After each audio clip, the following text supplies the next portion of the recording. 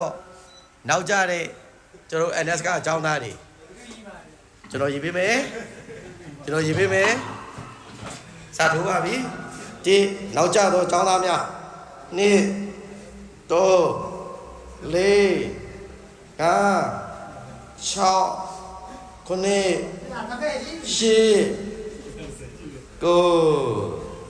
10 တော်တယ်17ခေါင်းယောဂမှာ12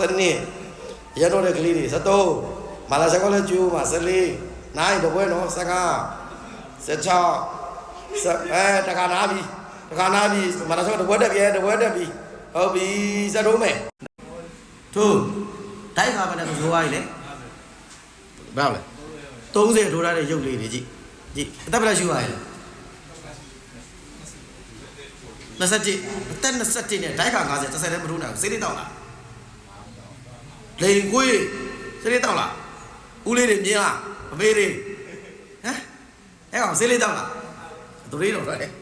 ဟမ်အေးတောက်တယ်ကြည့်ဒိုက်ထိုးခိုင်းတော့ကြည့်ထိုးခါ50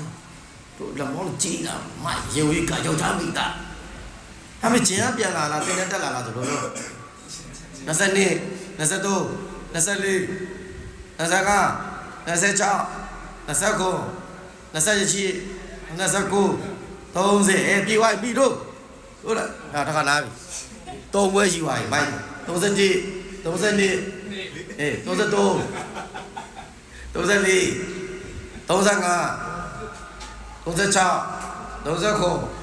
38 39 40ဟုတ်လားဆက်အားပဲကျွန်တော်လေ41 42ဟောပြီ3ကရှိပြီကြောက်ယူမဲပေါက်နေတာပါဟဲ့ကောင်ထိုးဟုတ်လားထိုးလားခုနခါပဲကျွန်တော်လေ31 33 34 35 36 39 38 39 40 41 42 43 44 45အေးငါ၄ဘွဲရှိပါဟဲ့ရှယ်ပဲတင်နေကြီးရ12သိန်းမာလာရှန်ကိုကြီးရ12သိန်း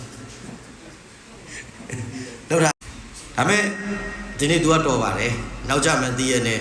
လာခဲ့တယ်ပေါ့နော်ဒါမဲ့စနေနဲ့တော့ကြတယ်မားလာလေလို့ပဲဟုတ်ပြီဒီနေ့တော့50ပြီပါပဲမာလာရှန်ကို ready ပါပဲ